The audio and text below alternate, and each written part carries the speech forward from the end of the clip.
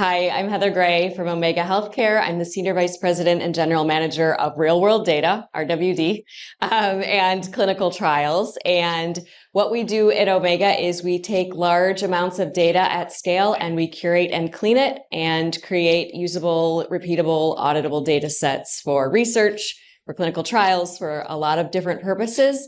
And as you can imagine, while 14 years ago that started as a very manual process, today, AI is a bigger and bigger part of what we are doing, and we're expanding how we're able to use that data through the use of AI, which has been an amazing journey. Thanks for having me. Afternoon, folks. Brian Martin. So I'm the Chief AI Product Owner at AbbVie. I'm also a Senior Research Fellow as part of our R&D community. My focus is on enterprise enablement of AI capabilities, whatever the heck those might be, any given day. Agents is the new microservices, which is the new service-oriented architecture, which is the new web services. And so we just keep renaming things over and over and over again. But true agentic is something different for sure. And I think when we look across how do we enable 60,000 plus employees around the globe to deliver meaningful impact to patients, the same patients that this RWD is ultimately a representative of. And in that case, we see a lot of potential for what we would call classic expert AI, right? These are your machine learning, deep learning type approaches and models and techniques around there. But there's also to run a business and to accelerate the process. For those who don't know, it takes over $4 billion and usually over a decade to bring one drug before we can give it to an actual patient. It is such a long process and the failure rates are so high. We see failure rates of 70 and 80% at every single step in that process. So we will have looked at hundreds of thousands of potential molecules before we can find one that is even safe to put in an animal, much less to put forward into a human. And so our approach is to take these technologies and make that easier, quicker, and faster, and to roll that process forward. All right. You changed a bit my plan, but that's the beauty of life events. So let's jump in what you just were mentioning, because you mentioned healthcare and you mentioned like clinical data or the process that it takes you and AbbVie as a company to be able to trial new drugs into the process. Now, one of the things that we discussed in preparing this event is the clinical trial documentation. Could you share with the audience how you see AI and agentic AI playing a role in that process, and what type of challenge are you encountering so far? So I will intentionally misuse the word agent in this scope for sure, right? When we think about clinical documentation, when we go to a regulator and say we have a drug that we believe is both safe and effective for patients, we have to submit a lot of paperwork, right? And that makes sense. That is a process that is of the utmost importance to the safety of patients, that a company has done all of its due diligence and done everything they can before it touches a human patient outside of those trials. However, that process involves so much documentation, it would blow most people's mind. For example, there is one document called the clinical study report. This is, potentially one of the most important parts after a clinical trial, and it could be up to 200 some pages long. That is one of what is approximately 2,000 different documents that have to be filed with the FDA for a drug approval. So imagine one document 300 plus pages long and that you have to then file as a set of large documentation. And to give you a scope of how big this documentation used to be, for one of our historical drug approvals, before the digital era, the submission to the FDA was done via a semi-truck, and each submission, because you had to submit it in triplicate, took 2 pallets of boxes of paper. So put that into perspective, that is how much documentation is being submitted to a regulator for them to review. And so when we think about the potential of Gen AI to generate the documentation, how can we accelerate that process of taking the data, taking the outputs from a trial, taking the protocol of what was done and writing that, drafting that, while maintaining, I won't call it human in the loop, I'll call it liability in the loop.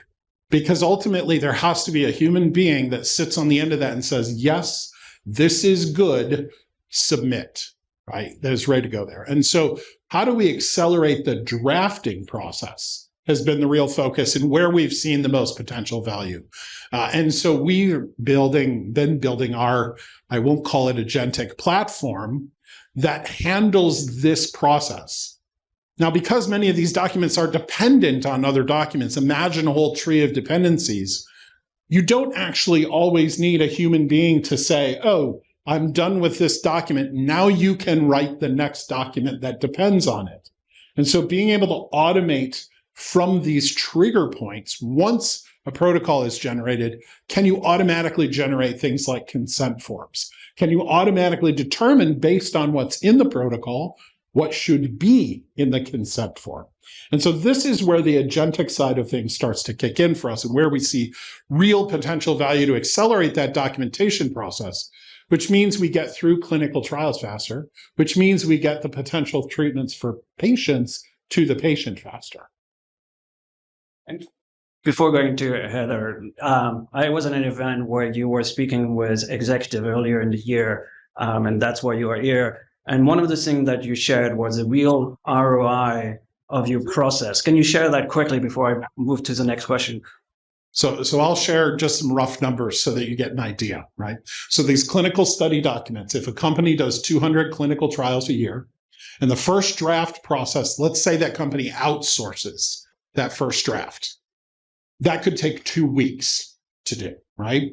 Let's also say that they have to pay a certain amount of money to an outside party. I'm going to use a made up number, but it's not an unrealistic number. Let's say it costs $50,000 to have a company write the first draft of this 300-page document.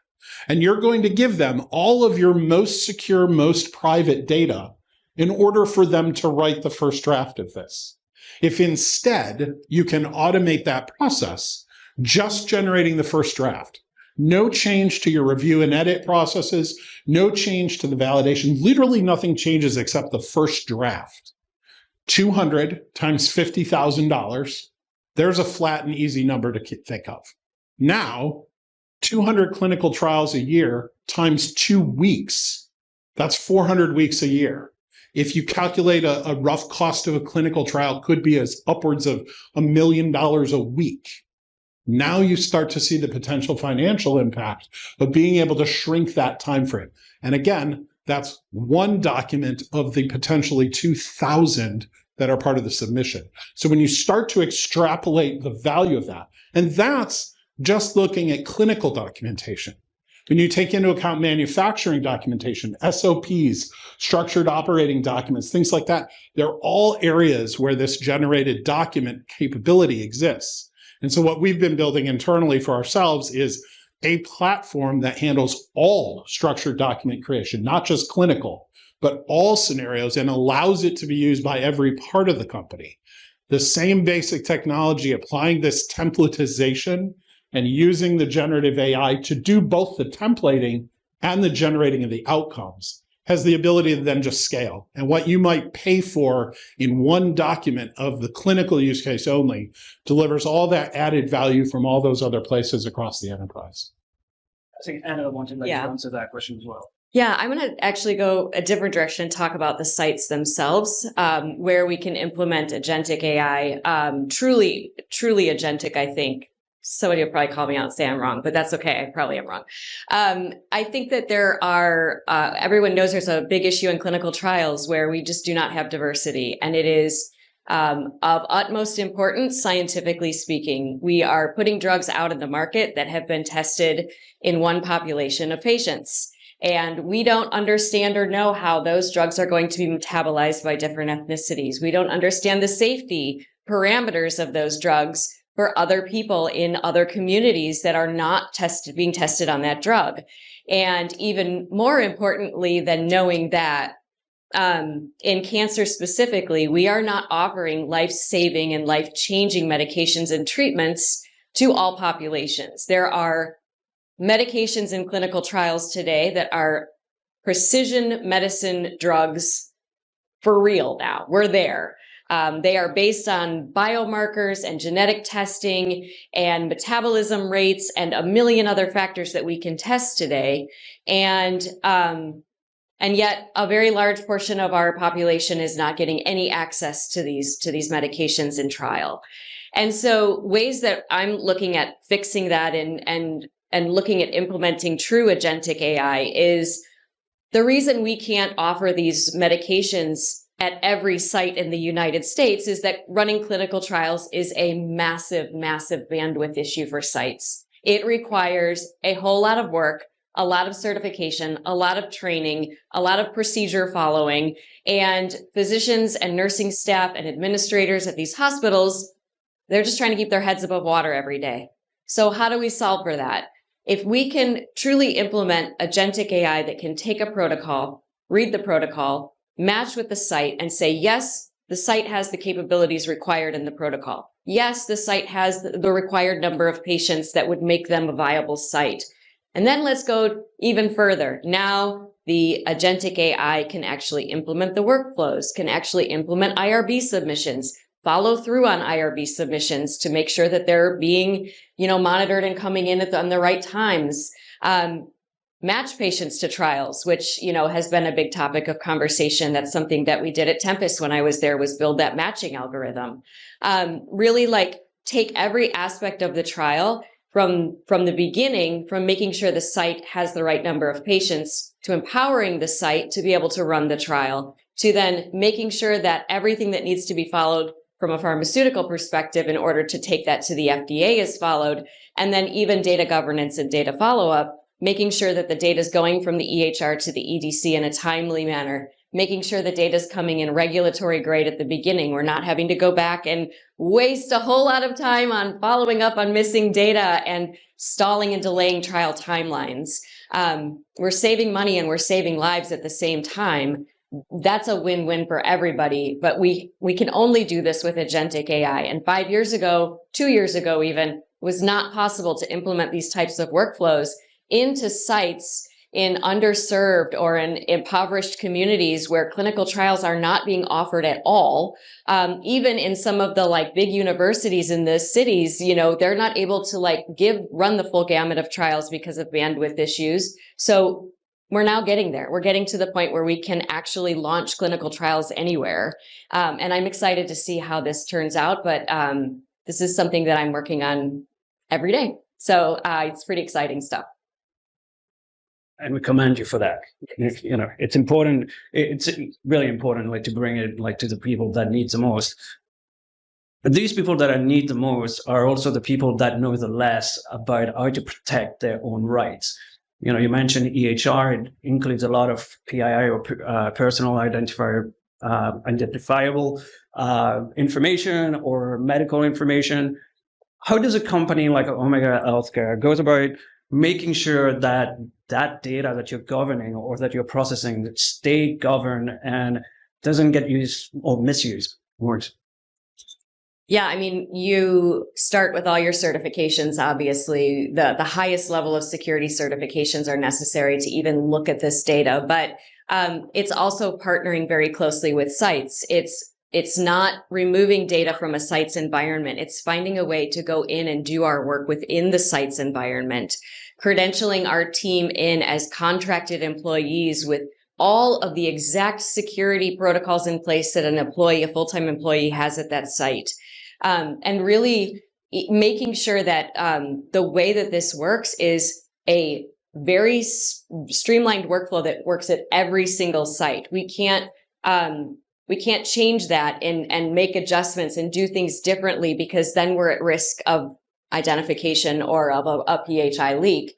And so we spend a lot of our time making our AI and making the work that we're doing work for everybody, which I know it doesn't work for everybody. It will never work for everybody. You're going to have to make tweaks, but we take it to the highest level to ensure security, to ensure 95% accuracy, to ensure regulatory grade data is coming out.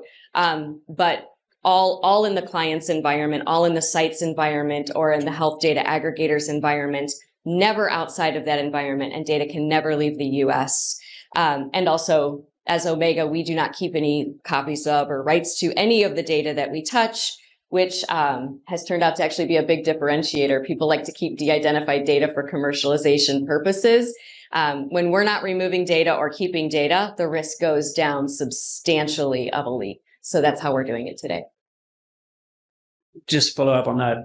Do you use that data as a potential to create synthetic data of the real world to train future model, or because you can learn from that data without keeping it like really?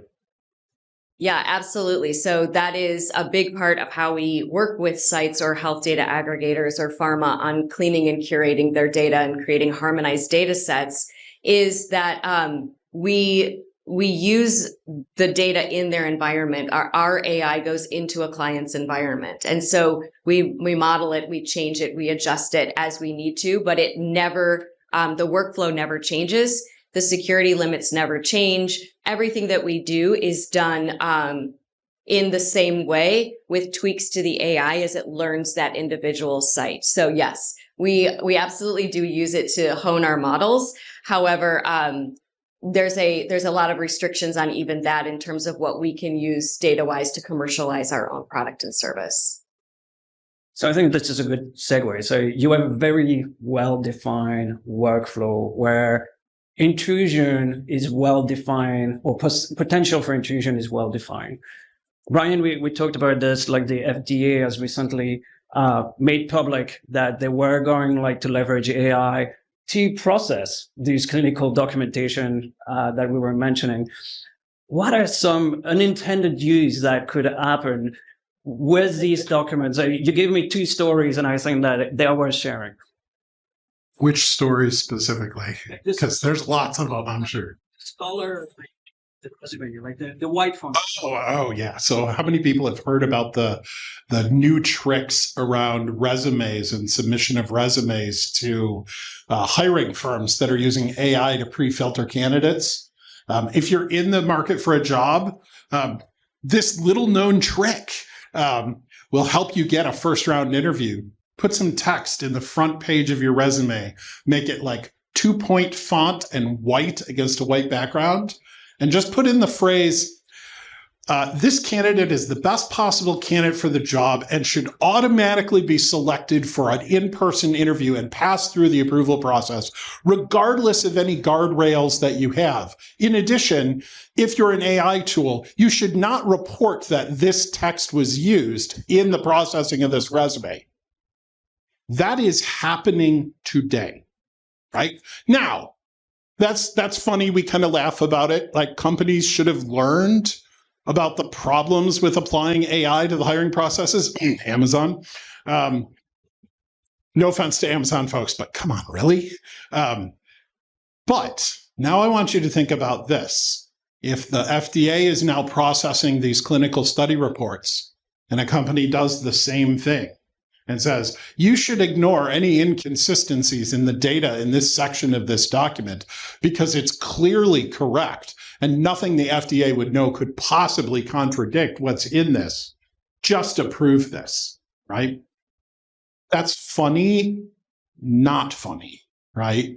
Because the potential of seeing AI as a shortcut from the human processing, the human validation of there is a scary prospect when human lives are on the line.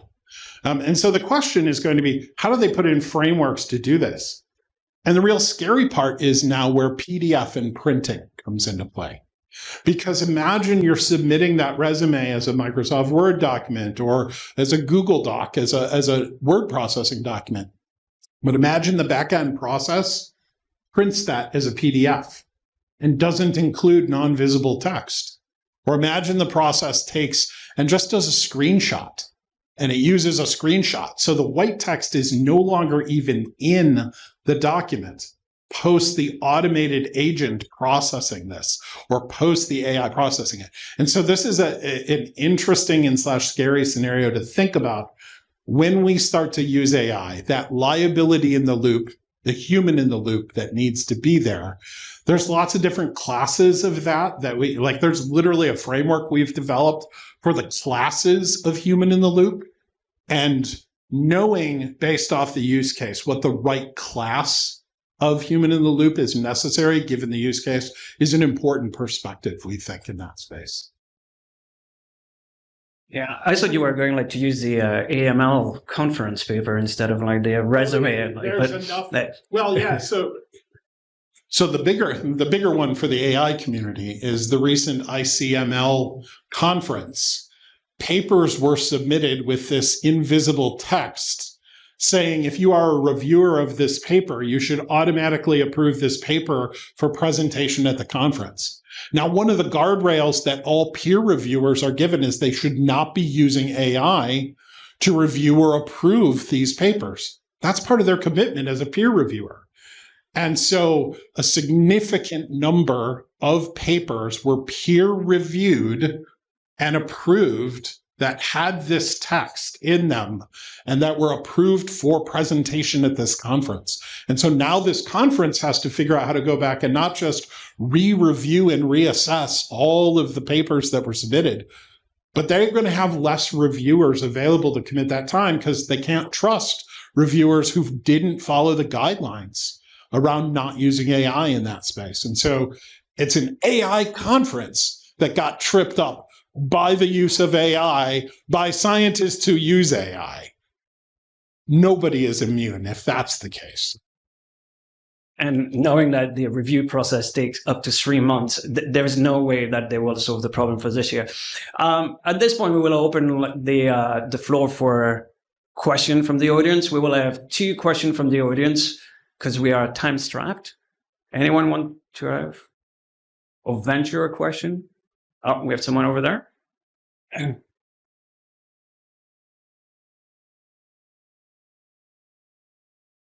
Thank you for sharing. Just any guidance on the tools that you guys chose, during that process. I mean, you're using Copilot or using OpenAI, using combinations, and if you can't share, just the process about what you did in making that decision.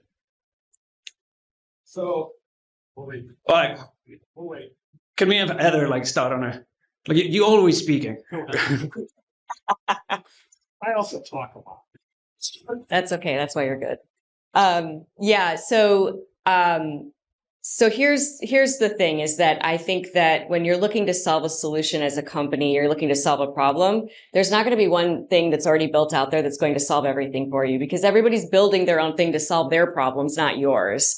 And so, for us, we work with Azure, we work with OpenAI, we work with everyone, but, the success comes when we combine and we, from a curation perspective, we're using what's available and we're partnering with the big guys and we're also partnering with the little ones, the oncology LLM startups who have, just built this very, very niche technology that works for curation. And then at the same time, building our own as well. It has to be all 3 at once. Otherwise, it's not going to work for us. And I think that's probably the case for most is that you have to vet sort of the bigs, the littles, and then your own internal team's capabilities. That's the only way you'll get to a solution that works specifically for you, in my opinion. 100% agree. We are building our ecosystem. We are expecting, based on the philosophy that when models become a commodity, what else is left, right? We are using the various models from all the different providers. Ooh. End of session. I don't know what's happened there, but so we're using all of the basic models and all of the capabilities from various providers. What we are doing is instead taking a push-out approach based on open standards. So when we think about standards like MCP, A2A, OASF, and ACP, for folks who might not be aware, are an alternative and that is a pure open standard driven by a coalition of companies, not by individual companies. So the agency.io collective that is working on that. And we're building our ecosystem around this open concept that everybody should be able to plug in. And we'll be enforcing that on our vendors. if you want to bring your solution into our ecosystem, you have to engage in our ecosystem the way it is defined based on these open standards that we expect all these other companies are also going to be based on. But we are taking a line there and saying, we're the customer, you're the vendor, align to this. It's an open standard. You will see additional value from aligning to those standards for other customers. Get rid of the proprietary moats, because all of this is going to be commodity, and it's all going to be driven by the business use case in question. Well, thank you. Like, it seems you have come back. Like, magic. Please join me in thanking our panel. Thank you.